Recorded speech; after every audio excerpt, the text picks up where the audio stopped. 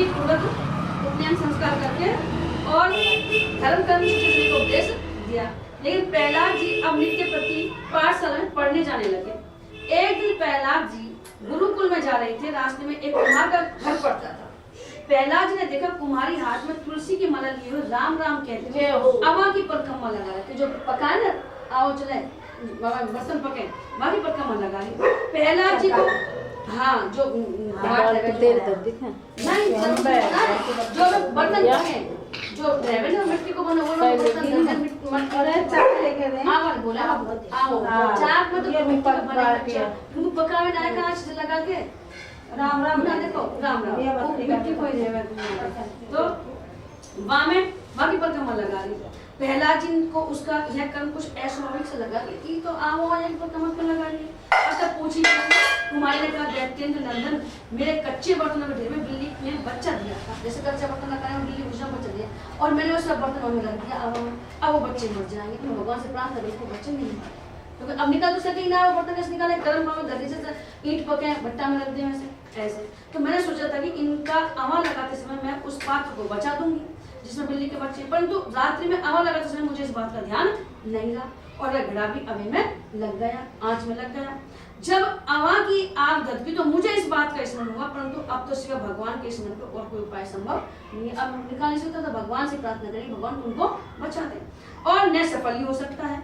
अतः मैं उन बिल्ली के बच्चों के प्राण रक्षा के लिए श्री राम नाम का स्मरण कर रही हूँ। भगवान के नाम की अनंत महिमा है। जैसे सोच संकट नी सोच संकट परत जल जरत प्रभाव नाम ललित ललाम को बूढ़ियो तरती बिगड़ियो सुधरती बात होत देखी दाहिनो सुभाव विधि बाम को भागत अभाग अनुरागत विराग भाग जागत आलसी तुलसी से निकाम को धाई धारी फिरी के गुहारी हितकारी होती आई मी चूटित जपत राम नाम को।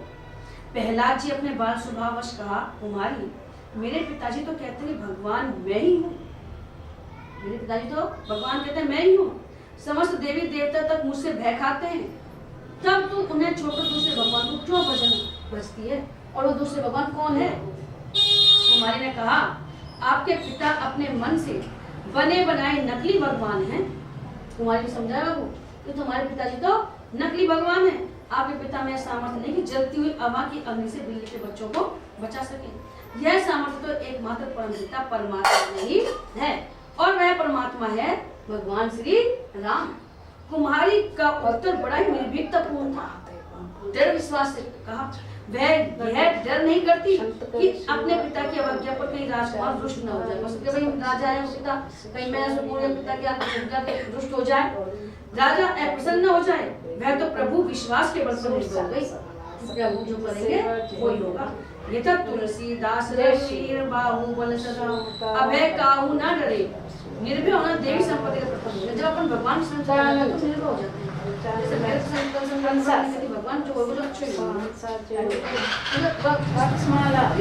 तो जो होगा अच्छे ही होगा और जब तो जब निर्भयता गुण हो जाता नहीं तो डरता है तो बिल्कुल निर्भय थी कुमारी।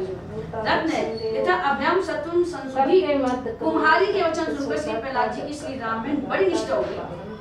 साथ ही यह भी कहे कि काशी में आओ मेरे सामने मुझे मरे की चिंता है, मैं आऊंगा जब मेरे सामने यदि तुम्हारी बात सत्य हुई तो मैं भी तुम्हारी तरह से राम भक्त बन जाऊंगा, अन्यथा पिताजी से तुमको दंड दिलवाऊंगा। जो तुमने उनके राज्य में रहकर भी उनके लिए अपमान के वचन कहा है कि तुम उनके राज्य में रहते हो और कह रहे भगवान दूसरा है श्री राम है और वो कहते हैं भगवान मैं ही हूँ, मुझसे सब डरते हैं। कुमारी के विश्वास की विजय हुई, भगवत कर्म से उनको किंचित मात्र भी आंच नहीं लगी। लेकिन भगवान जिसको बचाना चाहे वो बचा सकते हैं, मारना चाहे उसको मार सकते हैं। भक्त प्रहलाद की निष्ठा और भी दृढ़ हो गई। अब पूर्ण विश्वास होगा कि भगवान है। परम प्रतिभाशाली प्रहलाद गुरु जी का पढ़ाया हुआ पाठ पढ़ लेते हैं, पूछने पर ज्यों का त्यों सुना देते, परंतु वह पाठ उनको रुचता नहीं था, उनको अच्छा नहीं लगता था। जैसे जिस व्यक्ति का मन भगवान लग जाए तो संसार में अच्छा नहीं लगता है। वे तो स्वयं एवं साथ के दैत्य बालकों को भी लेकर अपना अधिकांश समय भगवत स्मरण चिंतन में ही बिताते थे। एक दिन हिरण्यकश्यप ने प्रहलाद को बड़े प्रेम से गोद में लेकर पूछा, बेटा बताओ तो सही तुम्हें कौन सी बात अच्छी लगती है? प्रहलाद जी ने कहा, जब साधु मन्ये असुर वर्य जहि नाम सदा समुद्रगिन ध्यान समुद्रग्रहात् हित्वा आत्मपाकम गृह मंद रूपम वनम गतो यद्दुद्धरी मास्त्रेत। पिताजी, संसार के प्राणी मैं और मेरे के झूठे आग्रह में पड़कर कि मेरो है कि मैं हूँ, झूठे आग्रह में पड़कर सदा ही अत्यंत उद्विग्न होते रहते हैं। ऐसे प्राणियों के लिए मैं ठीक समझता हूँ कि वे अपने अधःपतन के मूल कारण घास से ढके हुए अंधेरे कुएं के समान इस घर को छोड़कर वन में चले जाएं। यानी कि वे अधःपतन में गिर रहे हैं। ये घास जैसे कुआं है और कुएं को घास से ढक दें और अपन चल रहे हैं, अपन कुआं में जाके गिरेगा और भगवान श्री हरि की शरण ग्रहण करें। यह सुनकर हिरण्यकश्यप हंस गया और बोला, जान पड़ता है गुरुजी के घर पर विष्णु के पक्षपाती कुछ ब्राह्मण वेश बदल कर रहते हैं जो इसको ऐसी शिक्षा देते हैं। वे बालक को बहका देते हैं। तभी यह बालक इस प्रकार बोल रहा है। हिरण्यकश्यप ने षंड और अमर को सावधानी रखने की आज्ञा देकर प्रहलाद को पुनः गुरुकुल भेज दिया कि तुम इसकी निगरानी में रहोगे, इससे कोई भी ब्राह्मण भक्त मिल नहीं पाए। अब की बार षंड और अमर ने बड़े मनोयोग से प्रहलाद को राजनीति का अध्ययन कराया, बड़े अपने उससे, और जिससे इनकी पारमार्थिक बुद्धि पर आवरण पड़ जाए। कुछ दिन बाद जब गुरुजी ने देखा कि प्रहलाद ने साम दाम दंड भेद संबंधी सारी बातें जान ली, तब वे उन्हें लेकर प्रथम उनकी माँ के पास गए। माँ ने बड़े प्यार से किया और सुंदर वस्त्राभूषण से सजाकर पिता के पास भेजा। विनम्र होकर चरण में प्रणाम करते हुए पुत्र को उठाकर दैत्येंद्र ने हृदय से लगा लिया। जब तक पुत्र आए बच्चा में जब तक प्यार करे सिर सूंघा, आशीर्वाद दिया, आनंद से भरकर पूछा, बेटा प्रहलाद अपने अतीत के श्लोकों से कोई अच्छी बात हमें सुनाओ। प्रहलाद जी ने कहा, अगर तुम्हें कौन से बात पढ़ रहे हो तो तुम्हें कोई ऐसी अच्छी बात लगी हो सुनाओ। भगवान भक्त प्रहलाद जी कहते हैं, शरणम कीर्तनम विष्णु स्मरणम पाद सेवनम अर्चनम वंदनम दास्यम सख्यात निवेदनम इति पुंसार पिता विष्णु भक्ति सचेन में लक्षणा क्रियते भगवत उद्धा तन्मन अधिक तुम उत्तमम।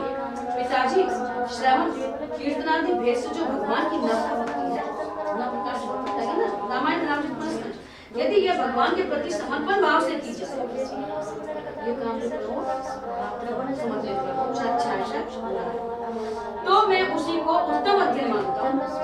यह सुनकर हिरण्यकश्यप के क्रोध का पारावार वो शत्रु है भगवान, वो कैसे मानेगा?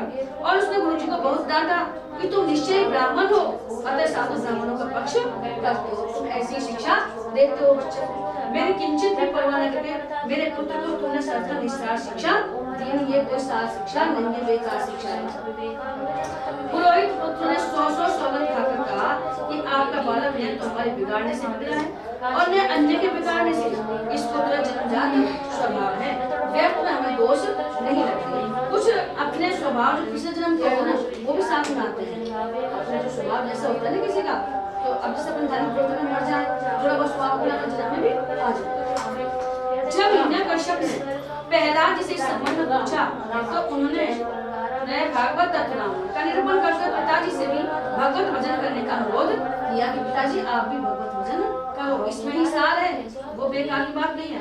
इतना सुनना था कि प्रधान क्रोध में अंधा हिरण्यकश्यप ने पुत्र इसने को खिलाने देकर प्रहलाद को अपनी गोद से उठाकर भूमि पर, मुझे ऐसे पुत्र की जरूरत नहीं है जो वो ज्ञान सिखावे, मेरे ज्ञान नहीं है, मैं तो दैत्य का राजा हूँ।